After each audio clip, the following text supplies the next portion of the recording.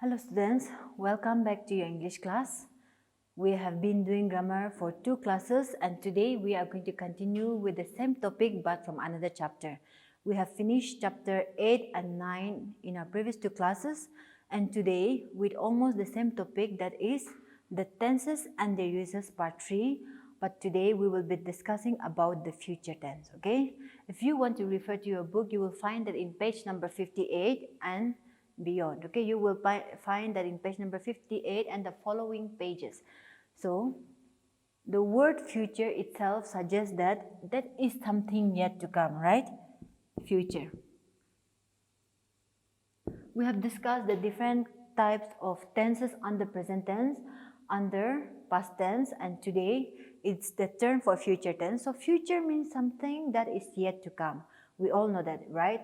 You are worried for your future. Sometimes you make a lot of plans for your future. And so just by the word future, you know that we are going to discuss a tense that is yet to come, okay?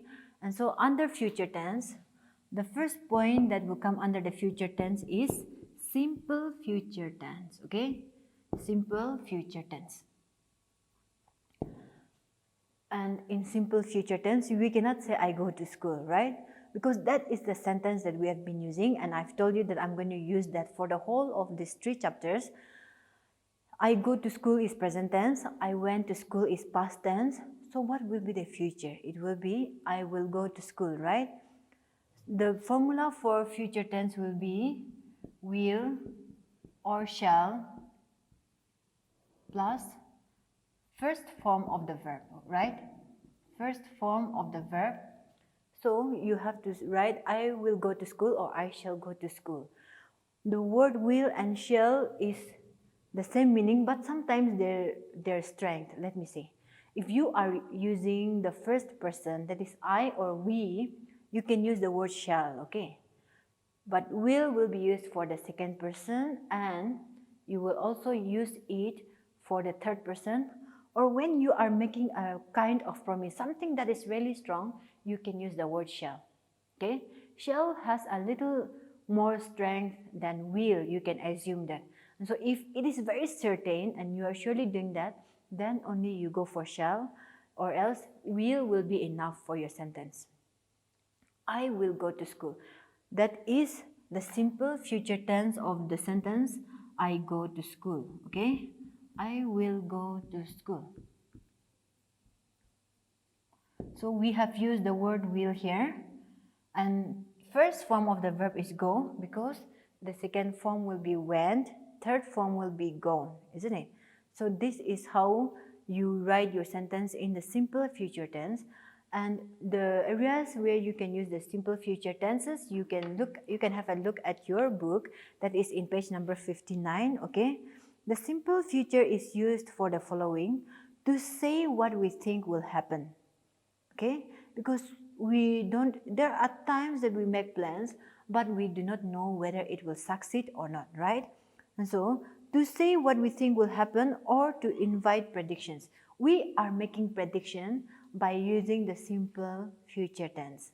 We're just making, because nobody knows what tomorrow will come. We all are making plans, so that is a kind of prediction. He will not help you at all. That is also a prediction, right? And another is the fair will last for a week. We are making plans for the future. There is a trade fair. Imagine a trade fair going on in your town or in your village, and then it is going to continue for 1 week, okay? And the next one is to indicate an offer or a promise. I will give you a nice gift if you pass. Something that you hear every year, isn't it? Before the final exams come, your parents will give you some promises, right?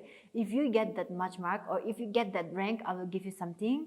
Or if you pass your examinations well, you will get a gift. This is something very common for students to hear. And so you can use this in the simple future tense, and you know that it is used in future tense, okay?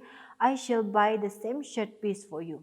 If you like some of your brother's clothes or some of your sister's clothes, and they might even say, if you pass the exam, I will give you the same shirt, or I will buy you the same cloth.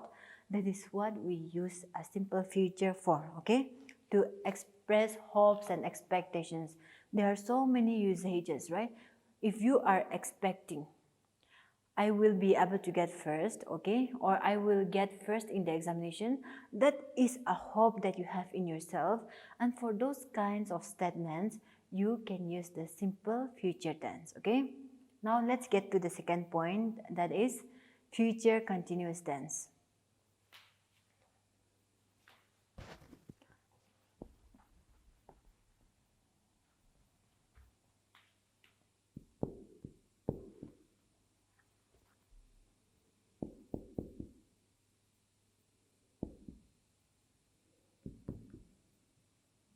Okay, so this is simple future tense, and then we have the future continuous tense. And continuous tense is always ing, you know that. Some of you may be thinking, it is the future, how can it be continuing, right? But I'm going to tell you how you can use a future continuous tense. Even though it's in the future, you know it has not started yet, tomorrow is your future, you know that, right? But if you are making some plans and you are sure of those things, you can use, he will be going to school. Even if it has not yet come, you know that that action will continue, and for those type of sentences, you can use future continuous tense, okay? And the formula for future continuous tense would be will or shall plus be plus verb plus ing. This is the formula for future continuous tense. I repeat, will, shall plus be plus verb plus ing. So this is future continuous tense. I will be going to school, or he will be going to school. Remember, if you use continuous tense in the future, the word be will always be there, okay? The word be has to be there by any means. If you forget to put this, it will be difficult for people to understand your sentence, or your sentence will come out completely wrong. You cannot say, I will going to school, right? Even if your teachers don't teach you that, you yourself knew that you cannot use that type of sentence. And so for this, remember the formula will or shall. One of these words will be used. Like I said, shall can be used when you are using the first person. We shall or I shall, those things will be used. Plus be has to be there, okay? Plus verb plus ing. So our sentence came out like, I will be going to school, or he will be going to school. One use that you have to understand here is, such sentence usually contains a word or phrase indicating the future time, right? I am leaving tonight for Goa. So you are going to Goa and you have not left for Goa yet, but you have already planned. So for those kind of planned actions also, you can use the future continuous tense, okay? Here, the first one is simple future, now future continuous. And the third point that we are going to be discussing about is future continuous tense, future perfect continuous tense, okay?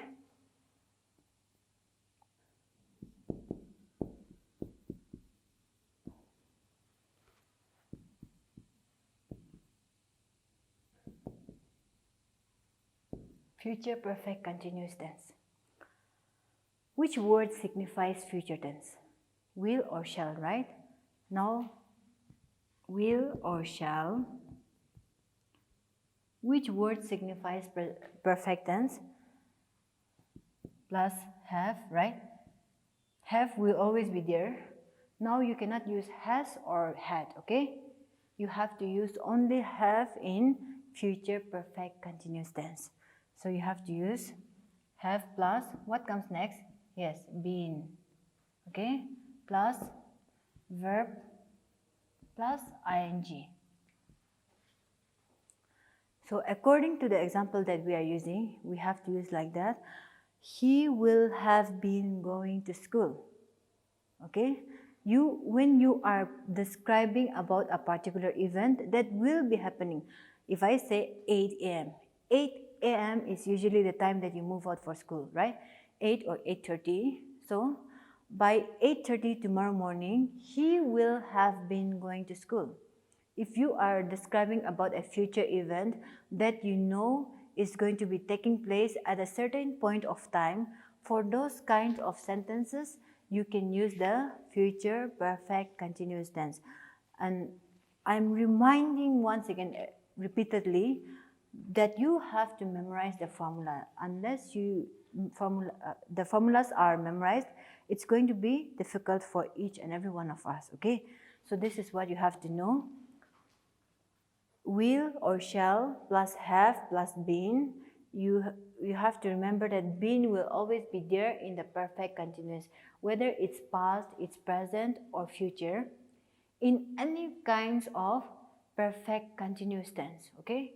In any kind of perfect and continuous, been has to come and be the linking verb, okay? The linking word between have and then continuous, because have is the perfect tense and verb plus ing is the continuous one, okay? And the last point for today will be future perfect tense, okay? Future perfect tense.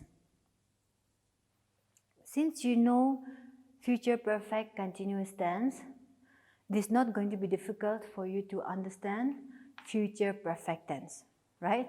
Because perfect, we have already discussed in the first 2 classes, and you know that Mr. H is the perfect man, has and have is the perfect man for present, had is the perfect man for past, and for future, we have HAVE again, we have the word have to signify that it's a perfect tense. What I want all of us to read together once is in page number 64, okay? I always bring out the text again to know that everything that I am explaining is in your book. Sometimes you think that it's not there, so you don't have anywhere to study. So if that is the case with you, I want you to know that everything is clearly written here. The only thing is that I am explaining to you in simple terms and simple languages. So if you want to refer, you can refer to your page number 64 to know what a future perfect is. In case you happen to forget, or after listening to me once, if you happen to forget again, please go and refer to your book anytime, okay? Because as I've said, without the proper usage of grammar, your sentence can be different from what you want to convey, okay? Let's read uses of future perfect. The future perfect is used to describe an action which will be completed at some point of time in the future. It has not started yet, or even if it had started, it had not been completed. But you know that at a certain point of time, okay, you are also aware of the timing and the schedules when it will be completed. For those type of sentences, you can use the future perfect tense, okay? Example, by the end of this week. See, maybe the week has not ended yet, but you know that by the end of this week, we shall have shifted to our new house. Or by the end of this year, people will start working independently. I'm giving you that example so that you will relate to it more. By the end of this year, people will have started living independently. So the end of this year has not arrived yet, right? We are still a little more than half of the year. But we are predicting of what will happen in the future that is the end of this year. And for those kinds of sentences or statements, you can use the future perfect tense. One more example that I'm going to give you for this is, before you go to see her, she will have left the place. And here is another prediction that we see, right? Before you go to see her, she will have left. We are not in that place, but imagine that you are giving me an advice, okay? Since I am planning to go and visit a friend, so you are telling me before you go to see her, she will have left. That means you know the timing on when she will leave, and you are advising me for that, okay? So for this kind of things, you can use the future perfect tense, and the formula for future perfect tense will just be will or shall, okay? will or shall plus have plus third form.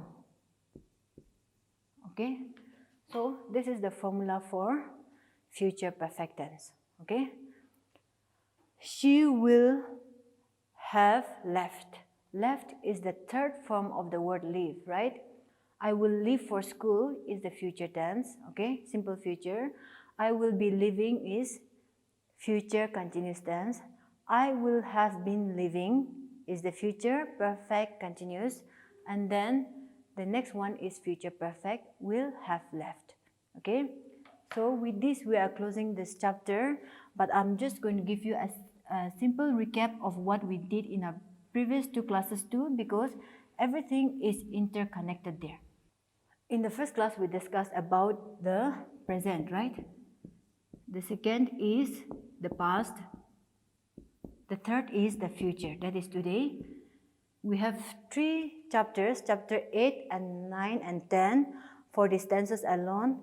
And in simple present tense, we learned that we discussed about the present thing, right? It can be divided into continuous tense, right? And then we have also the perfect tense. Remember, Mr. H is the perfect man. And in the present tense, we will use the word has or have. In past tense, past perfect will use the word had. Future will be will, have or shall have. Remember these three main points because there are chances that you get confused, especially between past and present. Present will use has and have depending on the number, okay? Has for singular and have for plural. For the past tense, whether it's plural or singular, you will always remain with this, and in the future perfect, will have or shall have will be used. This is what we have learned today. I want you to be very clear with these 3 points because in the next class we have to continue with voice, and without the knowledge of tense, you cannot learn voice, okay? So with this, we are going to end, and thank you so much for listening.